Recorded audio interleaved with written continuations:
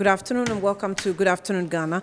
We're live from the Akua Bohima studio at North Ridge. It's the Friday, the 22nd of September 2023, and we're bringing you the last edition of the program this week. But issues still raging, and of course, number one has to do with the Fix the Country team, or I would say organizers or lead organizers that have consistently giving us updates of their attempt to organize the Occupy Jilobi, what they term hashtag Occupy Jilobi protest that started yesterday. Today, it continues, and we know that some of the issues that came up were going to be delving into it. Our reporter, Vanessa, is already pitched camp with them, and she's also with them today on the day too. She'll be coming through with the updates. What we know is that some of the leaders have been selected to present the petition to whoever will be the recipients at the Flagstaff House, and the police is with them today. So far, we haven't received any reports of arrest.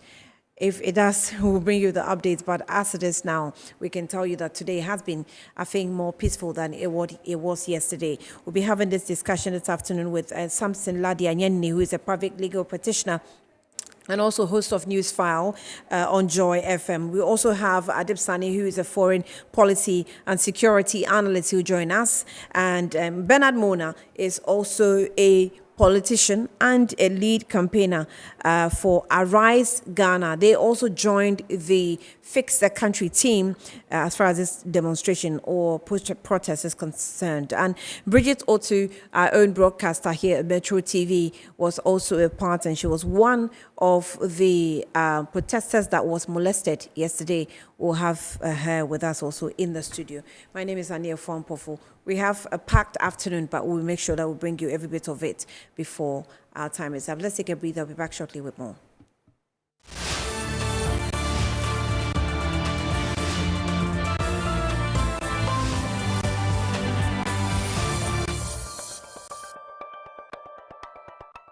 You're welcome back to the program. It's Good Afternoon Ghana, and I already told you that we have about four or five persons to speak with this afternoon. We have Samson Ladi Anyeni, a lawyer, Adib Sani, security analyst, Bernard Mona, who was with the protesters yesterday, and Bridget Otu as well was with the protesters, and also a colleague here at Metro TV. Today she was not in the field. I don't know why I'll ask her. But Bridget, you're welcome. Good afternoon. Thank you, Annie. Thank you. I was updating my Twitter that we're live on it. So I actually overheard Randy in the morning asking you if you were crying. And I was like, it's morning. Joking. It's 24 hours already. How would she be crying? I didn't even cry yesterday. Yeah. No, I wasn't crying. No, I was just, I was acting. I was actually joking in the makeup when he overheard me. No. Oh. Yes. Okay. Anyway, so just a few updates. We had some releases in connection with this. We had the National Democratic Congress, NDC, condemning the brutalities on Occupy Jubilee House protesters. We had police deny the arrest of BBC journalists. We have the police also updating us with the arrest of 49 suspects on lawful assembly and violation of Public Order Act and all. And we also had one commencement of historic sit-in office at the Electoral Commission that we expected that it would happen by the Justice for All team. So, it's been a demonstration, maybe week. We'll capture it that way. But Bridget, so let's just go through a few of what happened, or you can summarize all that happened with you and the police, and maybe the whole protests yesterday. First of all, I think I'm excited that today, even the protesters have been blocked. The police are a bit more sensible today. They are behaving properly. Unfortunately, we didn't have that yesterday. Under no provocation, they decided to attack, our own reporter, Vanessa, who is brave enough to go back today on the field in a more protective gear. Yesterday, she was one of the few people who were beating. She was the only journalist who captured the police beating protesters. And they twisted her arm, pushed her, intimidated her, and The matter of eventually... fact, her description was quite disturbing. No, extreme. They even it put their hands amounts to in sexual assault. Yes, that's what the police did to her. Just so they wanted a video, to have access to the video she had on her phone of policemen beating people. And as you know, once that was confirmed, then they could issue that embarrassing statement to say, no one was touched. We didn't even arrest the BBC journalists. But we were not there. I wasn't even there to protest at that gate.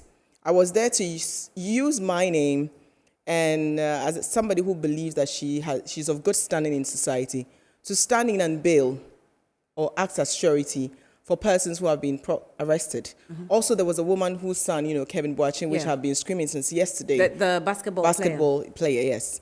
To find where he was. And the policeman won't budge.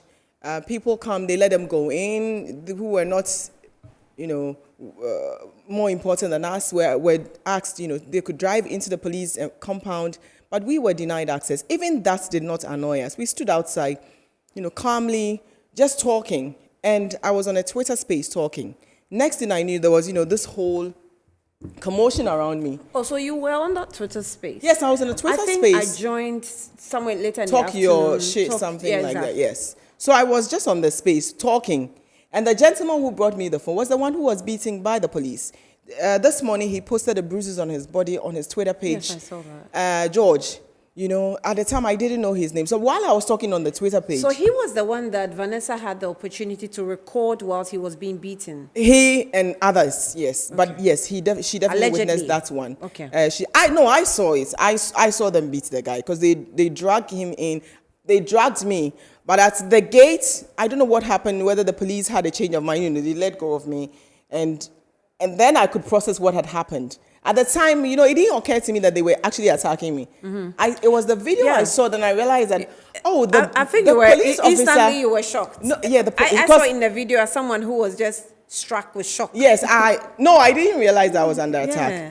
So I was like, okay, maybe they were grabbing the guys around me, because I think I had even said that. So they were grabbing the guys there. Then I realized, like, police officer in Mufti, and I'll tell you this, I haven't said this to anyone. So when we went there was the police officer in Mufti who pushed me.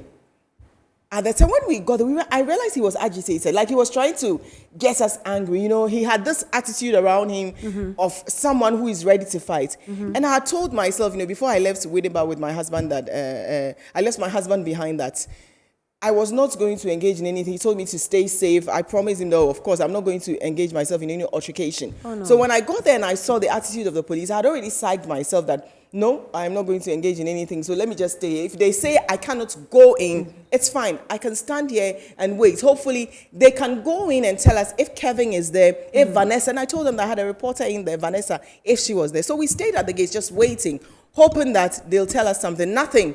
So I was on the Twitter page sharing my experience. Next thing I know, I am part of the commotion, which really shocked me. And the gentleman, who was grabbing onto my back, because he didn't want to go. While the short police officer in that brown short face Mufti, yes, there were two. No, there were two. One was in a blue long sleeve bodycon, and the second one was the one who actually pushed me. And he's been identified as Prince Nanyo or something. But we will find him. He should know that we will find him. At the police, Accra Police Headquarters. Put up a picture. So we should put their pictures on TV. Yeah, that's him pushing me. Yes, behind me. So we have a picture of him, in the scene. Yes. We have, a screenshot of the video. Yes. And then we have. So why Kim Mensah was probably the one who. So who was that? Who was throwing his hand like that? If he wanted to hit. The one in the bodycon. The one in the bodycon. They were all police officers in Mufti standing at the gate together with the uniformed policemen who were actually manning the gates. So they plant these officers there, but then they work with the police. And fortunately, he's been identified in uniform as a member of the Ghana Police Service. So they work there, and no one provoked him. No one said anything. So you could tell. We were just there, we're taken completely by surprise. When we went to Asing North, right, there was an incident of someone who faked as a police officer, so he was arrested. Yes, I remember. We followed him through to the police station. Right. Now, when we got there was another, I didn't know, I couldn't identify him as an officer, right, but he was in Mufti. And I think he was asked to do something. Yeah. And he said, well, I'm in Mufti, so I can only just join the people, Yeah. you know, as a politician or as a supporter or Yeah. something. So Yeah. he cannot really take any action as an official police officer on duty. Right. So I know that you have worked with the police before. Yes. You and the police. Yes. So I don't know, what can you tell us when they are not in the police uniform or when they are in the uniform, what can they not do or can I they think do? I don't think that it excuses you. The standards are the same. If anything at all, I mean, CID, you know, persons who are not in uniform, they only help in what, gathering, trying to arrest suspects, you know, posing as this, but it's still within the same service. They are allowed to do so. Because they also investigate. Yes, they can exactly. Allow, okay. It does not in any way excuse their behavior. In any case, nobody deserves to be brutally assaulted for simply standing in front of a police gate. And it's not like you asked us to move and we did if anything not move. at all, we expect you to be safer. Absolutely, absolutely. And we wanted to go in. You said, no, okay, we are waiting, right? So that you give us information of our family and friends and colleagues who are in there, who are being assaulted and beaten. And our presence there really helped, because I am very sure they could have beaten them even more if people had not kept up the fight, if people had not stood there, if we had not shout. invited the media to come in. And thank God for that very useless police officer. But for him, we wouldn't have had the courage that we had. You know, you needed a police officer to act stupid for this to get to where it got to. Okay, because that's he what you didn't mean. have to do what he did. Nobody was engaging in anything. YK Mensah is the one in the glasses and with a cap. So he will come and point them out. And these brutish brawn who don't use their brain, only their physical being, were the ones who were pulling the people in. So he comes now you're in. being very harsh. Extremely. They're extremely brutish, Yeah. honestly. No, and that is what they do. They don't use their intelligence for. What do they use it for? Do you remember? Do you need a brain to simply pick someone? No, you don't. But it takes intelligence to know that how. these are not violent people. These are not engaging us. So on your own, I don't know what drug he was on. So on his own, he was there. Then, hey, let's attack. Then they attack. Like, how do you know how stupid? Like, you have to be at the bottom of the barrel to be able to do that, because I cannot fathom how you think that on your own you would just be there. Somebody is standing there. Okay, let's just show them that we have the power. That is what they wanted to do to us. To silence protesters, to show them that it says we have the power and we can get away with it. Not just doing it, but get away with it. I have never seen a single statement where police took responsibility of their men's action. I mean, that day will be a defining moment. Not even with Dampari. All he does is write PR statements. And nothing. They are still collecting bribes. Has anything changed since Dampari came? No. The police institution we knew before Dampari came is the same. If anything at all, we only have a celebrity. Their building has changed. We only have a celebrity The IGP the who likes to take surroundings of photos the with building people. has changed. Armed It's been robbery happens. beautified. Armed robbery happens. He will call you and say, sorry that the robbery happened. But they still won't investigate and they catch the robbers. That's so. And then you're like, first time it happened to me, I experienced robbery at my shop. He called, right? Oh, yeah, and then I tweeted about it. Oh, I deleted all the tweets. I tweeted, IGP, there's a dawn on you. Nothing, investigation, nothing. I was like, just for optics. And the fact that they were like, can you tweet about it? And I realized that, nah, these people, they are not there to serve the interest of Ghana. They are not there. They're just there to create the impression that they are working. But this IGP has to be terrible. If it's never happened to you before, it probably may have happened to a friend of yours where this person is being robbed, but you will never have the IGP call you. So no, that's what I'm saying. So I'm saying, so the difference is that the IGP will call you and sympathize with you. We are sorry that you are being robbed. However, we can't investigate. We will not find the criminals. So your comfort is that I have been attacked, I have been robbed, and the IGP called me not to assure me that, we've done the investigation. Bridget, it's been a year since you reported. We've got these suspects in. We are prosecuting them for court. Is that what this is supposed to be? Then they should keep their calls. Nobody needs calls if we are still not going to feel safe, because nothing has changed. On the road, they still ask you for 10 cities. Or has it changed because Dampari came? No. And that is exactly what they exhibited at the police regional headquarters yesterday.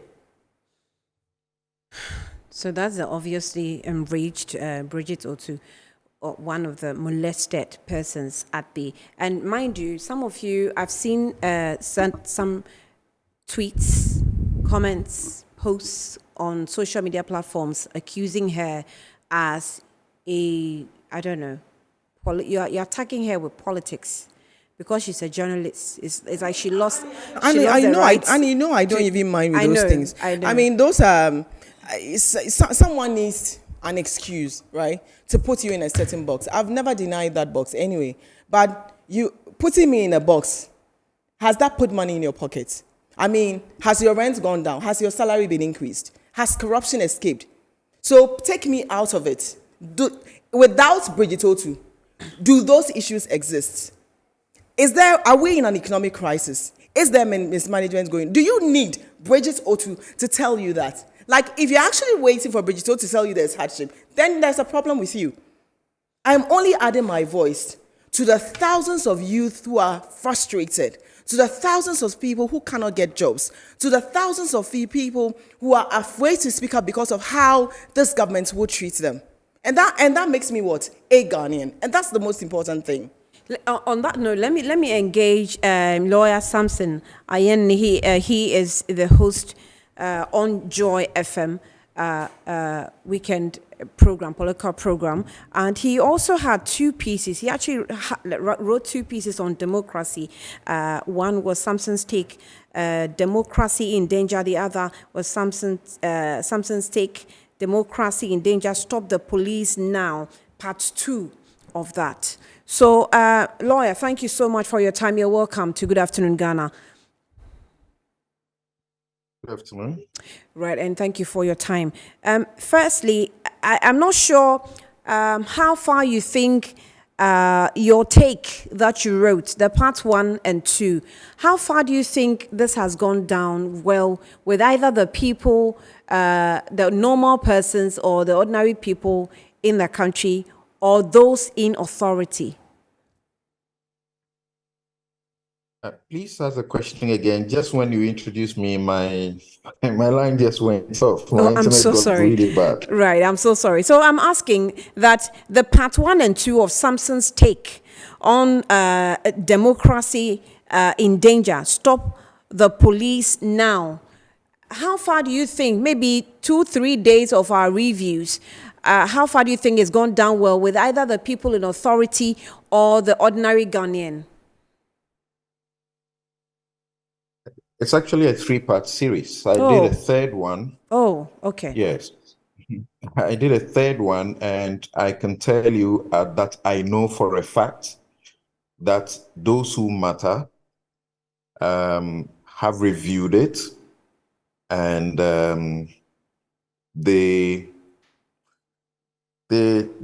have taken notes. But it is the effect of what it should do is what I'm interested in. My interest in educating all of us, not to say that I feel I'm the only one who can educate anybody, but I'm in the space. And so when things are happening and they are as gravely wrong and concerning as they are, and they border on law, which is my training, I have a duty and an obligation to also contribute, because the lawyer has a fourfold duty: a duty to the court, a duty to the profession, a duty to your client, and a duty to the public. Often it looks like we relegate the duty to the public to the background and focus on our duty to our clients. So I have been doing this as often as I can. But let me begin by saying, Bridget, I feel so proud about her. She makes you feel, we have a class of citizens who will insist on the law and on rights.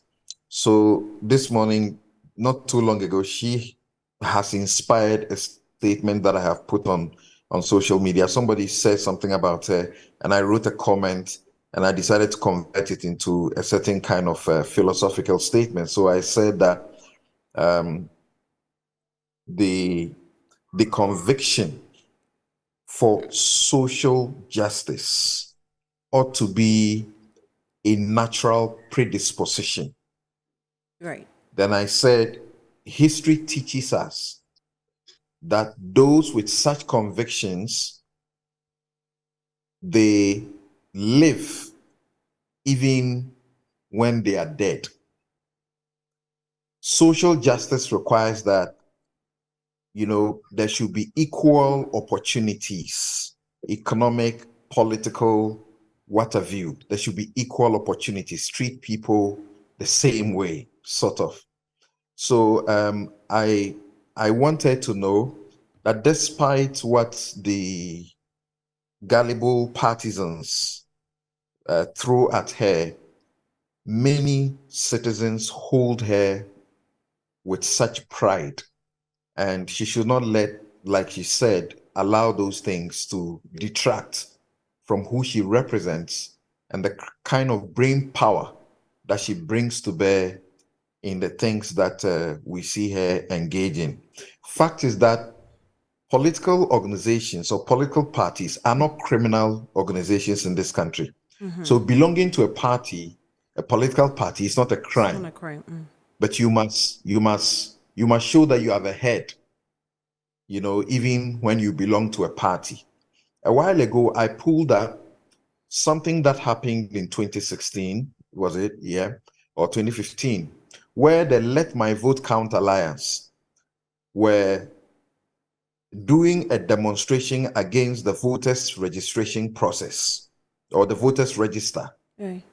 And the police surreptitiously, like it's happening now again, went to a circuit court and got an injunction. In that case, they actually got an injunction, not an application for injunction. Right. They got an injunction against the Let My Vote Count Alliance, which was an MPP group. And I shouted hoarse until I lost my voice. And I read just that report again, and I found people like Osechi Mensah Bonsu contributing and also condemning the police at the time. What has changed? The principle ought to be the same. It shouldn't be that, once you get into power or your party is in power, you have lost your mind, you've lost your brain. No, your principles must be with you. So that's what I'll say as my preliminary comment. But Annie, to be frank with you, if you look at the issues from every angle, the police has breached the Constitution, has breached the law, the Public Order Act, have abused their power of discretion, which is fettered by the Constitution, as I have enumerated in the articles I have written. And they have acted in utmost bad faith. These are words I used then, and I'm repeating them now. No. People don't know because they are the strongest words I can find. But I would like my sister Bridget, we should try and isolate the issue and deal with it, and not, as it were, bastardize the entire institution in a way that will hurt us as citizens. Because you see, even the executive, like I keep saying, if you check the right to demonstrate in Article 21, it is under the Fundamental Human Rights chapter, which says we have a right to assembly, including to demonstrate and to express ourselves. That right is not a right given by the government or given by anybody. When the law says it's a fundamental human right, it means it's your birthright. You enjoy the right because you're a human being. Okay, the right to dignity, they are all within that same chapter. So you see, the Constitution says these rights are guaranteed. It doesn't say these rights have been given, because it can't give. Yeah. It is only God who can give those rights, the right to life. It's only God who can give them. So I believe that the police and everybody must have this kind of understanding. It's guaranteed. It's not you giving them. We have these rights because we are human beings and we deserve to be treated with dignity. Okay? We hire you, the police. We hire you, the executive. You are living in and working in the Jubilee House. Ask yourself, whose money put the Jubilee House up? It's not your family property. You didn't inherit it. Okay? It's our money. So how do I put you in a place and then I want to come see you and tell you that the business I have given you to run, you are not running it well? and I cannot have that opportunity. That's the absurdity if you look at it. And How now, is it that I have hired the police? another difficulty or challenge that I find, and as a lawyer, you may advise, is how you say that we have to we cannot mash it all together and attack the institution. But you also, on the other side, will notice that these policemen, so-called policemen, were acting in the uniform of police officers. And the institution has not come out to disassociate itself from the men we suspect or we expect they sent out. So when you have to single it out, if she's addressing, like she was, speaking earlier on, and she has to address the issue accordingly and not really mush it together, how should she do it when we know that the police quickly came out denying the arrest of the BBC reporter and, so that they would look good? We were talking about molesting Ghanaian journalists. They didn't speak to it till now. They've not given us any apology. If they decide that they will, proceed to court on these molestations, I will be glad, because, of course, the police has not disassociated itself from what has happened to our people. So you see, what they are doing today as the demonstrators are on the street now is what they should have done yesterday.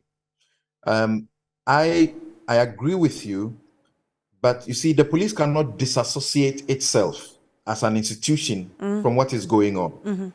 I'm only saying let's isolate the events and deal with it as such. Okay. That doesn't mean that I don't have problems with policing and so on. We have hired and we are paying them to protect us. It's not right that I hire you to protect me and then you end up molesting me rather. The uniform you are wearing is my money. The gun you are holding is my money.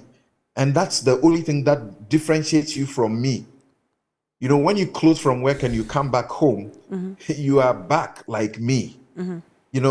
So I clearly understand you. I'll wait for you to look at the various other questions specific, and then we'll address them. But generally, on the point of law, on the point of the issues of justice, process, and even the manner the whole thing has been handled, I'll let you know that this is how I think.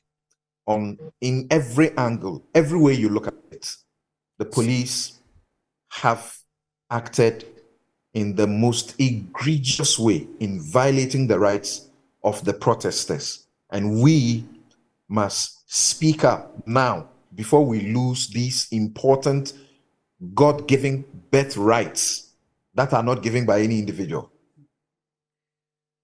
What would you advise Bridget and Vanessa and others who felt, abused? What would you advise they do?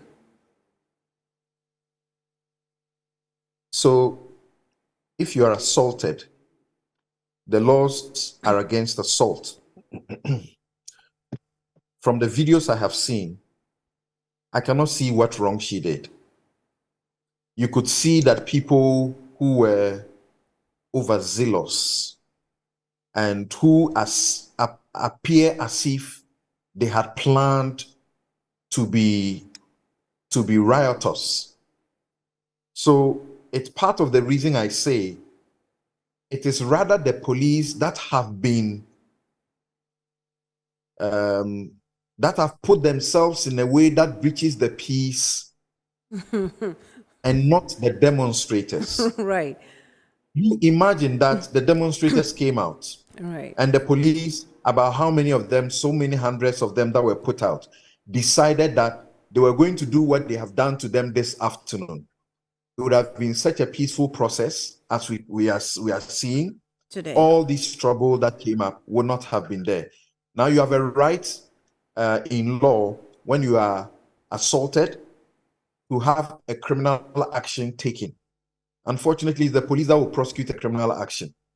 But you can also take a tortious action, which is civil action, against the one who perpetrated the thought on you by even causing you to fear, for them to make you to apprehend fear. And in this case, that's not the only thing that happened to her. They actually battered her, assaulted her, touched her cloth, and tore it. You don't do this to a woman. You don't do it to anybody, but not a woman. Much less a woman, right? Oh, well, Bridget, I think the ball is in your court. So, I mean, on the issues, separating it from... Annie, Yes, Annie, yes. Hello. Yes. Are you aware I'm calling, by the way? Adib Sani, I'm so sorry. I'm not aware. I've been on for minutes on I am end. sorry. I'll take the final comments of lawyer and lawyer. So you give me your final comments on the reason for the protest and what you think the demonstrators or Fix the Country members should do now going forward. Right. So the police have issued a number of statements. Because the statements don't seem to hold, they are compelled to continue to issue statements. Now, when you issue a statement and you say, I have filed an application for injunction and I have served them, I've served their lawyers, and therefore nobody should come out. You are not the lawyers for the people. You don't have to advise them. It is their lawyers who can advise them if in fact they have received the service. Me, in my practice, if my client receives an injunction application, I advise them, don't proceed any further until it has been determined. But guess what? My client can take my advice or ignore my advice, because there's a consequence for proceeding even when you have been served. The consequence is not arrest and detention and prosecution. The consequence is committal for contempt. Contempt of the court and not contempt of the police. Because you have disregarded the court, not the police. So if the police elected a court route, then they should follow the law. They should not be above the law. Now, they said they serve the lawyers. The law is that when you are doing a court process, you don't serve lawyers by originating process. The first or the initial thing you put in a courtroom, you don't serve it on lawyers. You serve it on the person you are against. Then they will choose who should be their lawyer. It doesn't matter that they have written a letter to you and say, if you want to deal with us, deal with our lawyers. Order 7 Rule 12 of the CI procedure says that a lawyer can only accept the process if that lawyer has been instructed by the client and the lawyer writes a letter to the court asking the court that their clients have waived personal service, so give the documents to them. Unless that has happened, you can't say I've served the lawyer, so I have served them. So the statement they issued, that's what they said. That was wrong. Whoever advised that is how to serve, that was a wrong move to make. Number 2, as I said, if you serve, it's an application, it's not a decision. It's not an order. Yeah. And you issue a statement in that paragraph 3, which we have all criticized because it's wrong. It says that we arrested them because we arrested them as a result of their blatant disregard for the court process. Yes. That process is not liable to arrest prosecution. So once again, they took the law into their hands. The law says you don't go to court against demonstrators unless certain things have happened. If you look at the chronology of things, the things that must happen before that do the things that must happen before you go to court, okay? That's a question to ask. Even if you want to go to court and people have come to you since August and you don't seem to have had a problem with them, why do you go to court a day or before the event happens? that is abuse of discretion. And the Constitution says when you are giving discretion to exercise, you must exercise the discretion candidly. It must be fair. It must not be capricious, and it must be without resentment. So this was an abuse of discretion, and they have been doing this for a very long time. And they ought to be told that they cannot be doing that. Right. Lawyer, thank you. I'm so grateful. We'll leave it here so I can also engage the security analyst there, Adib Sani. I'm sure we'll engage you again since this is a running story. Lawyer Samson Ladia is the host for Newsfile on Joy FM and also a private legal practitioner. Adib Sani is with us. Adib, good afternoon to you. I'm so sorry for having you stayed on for quite a while. Good afternoon. That's okay. Good afternoon. Great. Good afternoon. So straight away, I actually haven't heard you at all. I haven't heard your voice on everything that happened from yesterday through to today. So what would be your opening comments on what we have reported on so far? I've been granting a number of interviews. I've granted some interviews to international media houses because this protest has been widely covered by the international media. First of all, I hope that Bridget is safe. I admire her boldness. Oh, okay. I think you joined later. She's with me in the studio. So what you're saying, she can hear you. No. I listened to you from the start. Oh. That's why I got frustrated at a point. I listened to you from the start. So tell your producers, if they are not ready for a guest, they shouldn't put him on. But it was nice listening to Bridget, by the way. Right. I mean, she's a woman with steel balls. I admire her approach. I admire her boldness. And if we have a lot of bridges in the system, trust me, politicians would not take the people for granted. Yesterday, it is safe to say, is Ghana's day of shame. I am absolutely disappointed that the police would be used to gag the people. And for once, it almost looks like a Gestapo style. So far as policing is concerned in this country, I am shocked that the police that is supposed to protect the law, that is supposed to protect the very sanctity of our values and our principles, would rather act in such a lawless manner, almost appearing as if they were hooligans and not professional police officers, to the extent of assaulting, almost making them naked.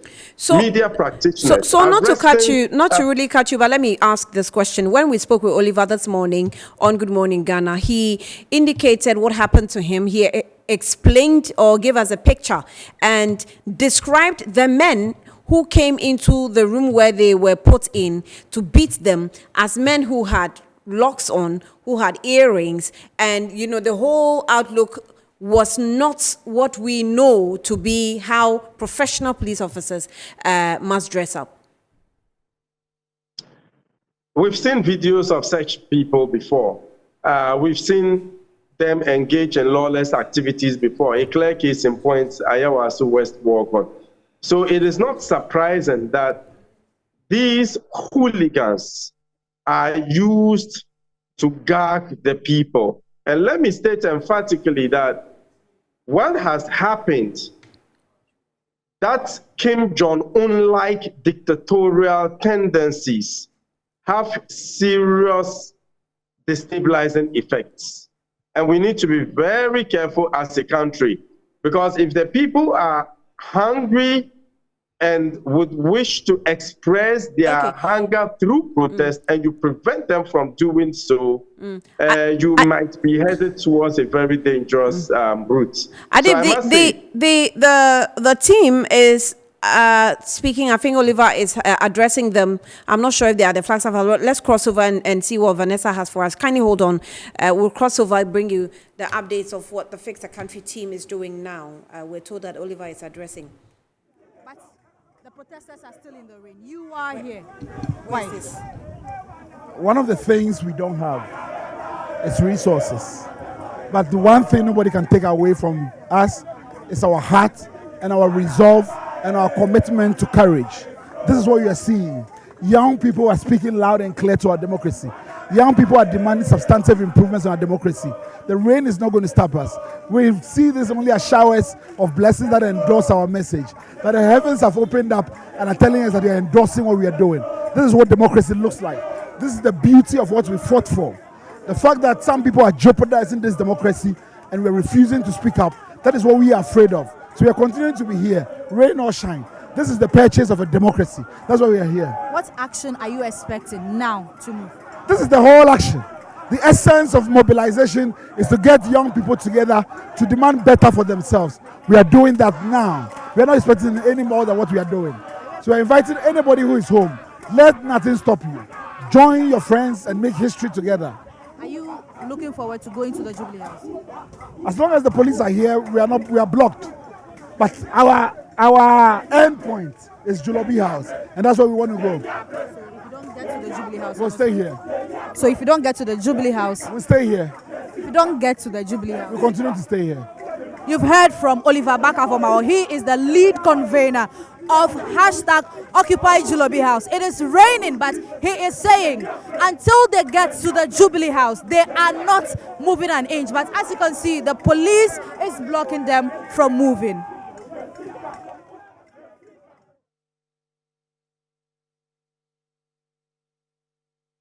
Yeah, it's a fight on the She's street. in the rain, guys. She needs a raise. It's a She whole is fight in on the street. rain. Yes, I yes, can't wait yes, to even yes, wet my yes. hair, remove this wig, and then wet my hair and It's join her. easy. Good Can you- job, if Vanessa. you can take it good off job. now, we'll be Oh, glad. I can't. No, the I beg blue. you, I have to melt the blue. I beg. Yeah, I will.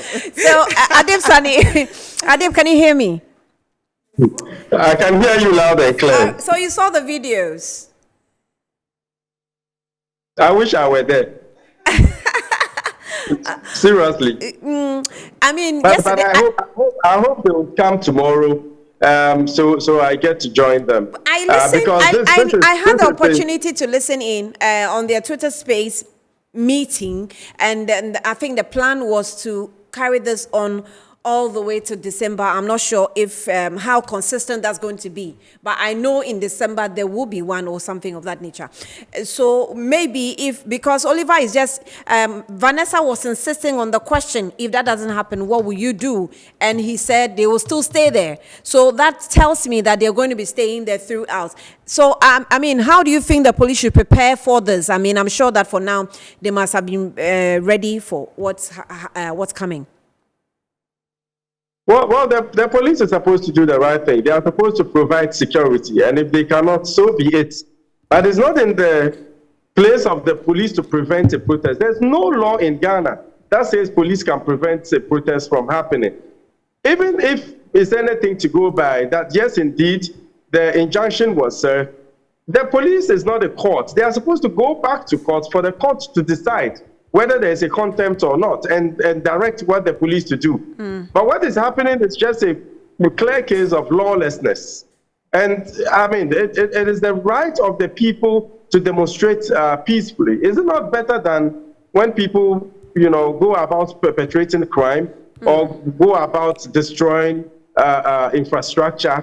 That's a peaceful demonstration, for crying out loud. So to stop this protest, it's going to create a very precarious environment, which will definitely reflect in the security profile of the country.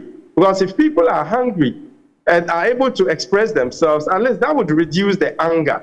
But if they are hungry and you gag them, they are not able to speak, it becomes a very dangerous situation. And it looks like there is a consistent, conscious, deliberate attempt to prevent anyone from engaging in any act of protest from now till next year's election.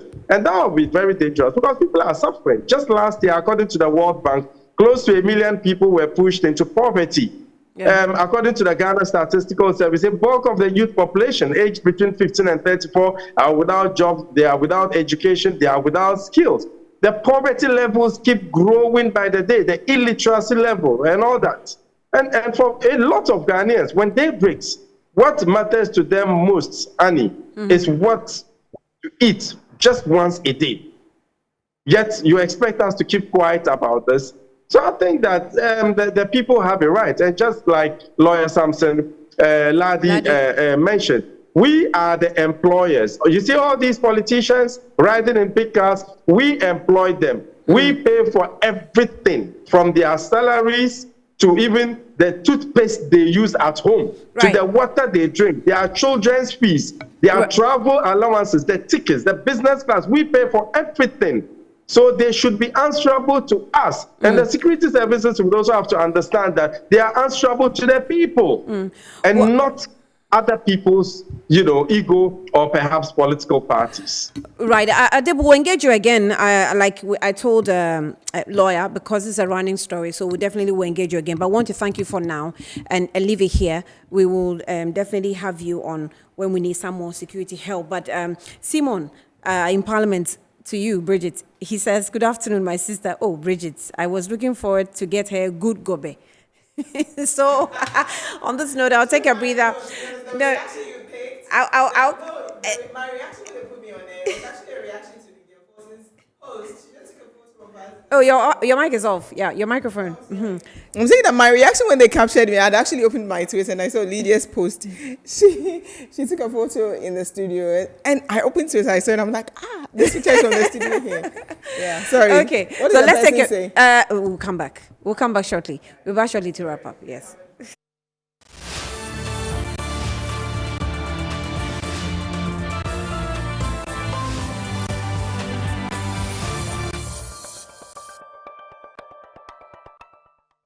Welcome back. We're wrapping up shortly. This is Good Afternoon, Ghana. We earlier on spoke with Samson Ladi Ayenini, who is a private legal practitioner, and also Adib Sani, who is a security analyst, advising that persons in the country who are in pain out of the economic hardship should be allowed to speak, because if not, that will escalate into something else. But Bridget is still with me. Yes. We're wrapping up. I'm Right. saying, Simon said he's getting you gobe. Gobe. Oh, yeah. Yeah, I'll take it. It's It's the fine. face you Thank gave me with the gobe. You don't like gobe. No, I had to process it. I always forget. I used to think Gobe was like watching, but now I know it's beans and Gary. Oh, right? Okay, Yes. cool. No, I'm happy that the protesters are in the rain. Please come out. Like you heard, it's blessings, that showers scene of blessings. is interesting. So please come out and join them. They'll be out tomorrow as well. They said 3-day. If the police had not done what they did yesterday, perhaps Would have been a very it would peaceful have been a very quiet one. But again, I've told you, police, they hardly use their brains. They are bronze. No, they are bronze, and that's the truth. Baby, we need to change policing from bronze to brain. No, they're saying that we should isolate the So special cases. right now I'm The talking lawyer about the just bronze. advised Right now I'm you. talking about Samson Ayeni, thank you so much for the kind words. It made me emotional. Actually. I was so glad that the camera wasn't on me. I was choking. Yeah. So thank you so much for those I saw words. it in your eyes. But we will continue to talk and demand for more, so that journalists can be safe. I can say this, walk out of the studio and be fine, because our president did it. He's fine. Why is it that if I do it, I should be in danger of my life? Yeah. So it's for everyone. Thank you. Thank you, Bridget. my dear. Thanks so much for. I called her Adon, and she agreed to come. Yes, I know. I wasn't going to yes, come out I today. know. Yes, I I mean, wasn't going to come out I today. expected. Yeah. So, kudos to Vanessa. I know, Yes, Vanessa, I love her. I mean, She's kudos been to her. amazing. She was in high spirit this morning when we were working towards Good Morning I was Ghana. shocked. I didn't And think she then would come. We finished preparation and she went to change it. She was in white. I said, today you're in white. So, yes, so our eyes are on her. Yes. Police, please protect her and Yes. not harm her. Yes. I'm grateful, Bridget. I'm Thank grateful. you, my love. Right, Thank that's you. all time will allow us here on Good Afternoon Ghana. So we'll wrap up, and then entertainment review is next.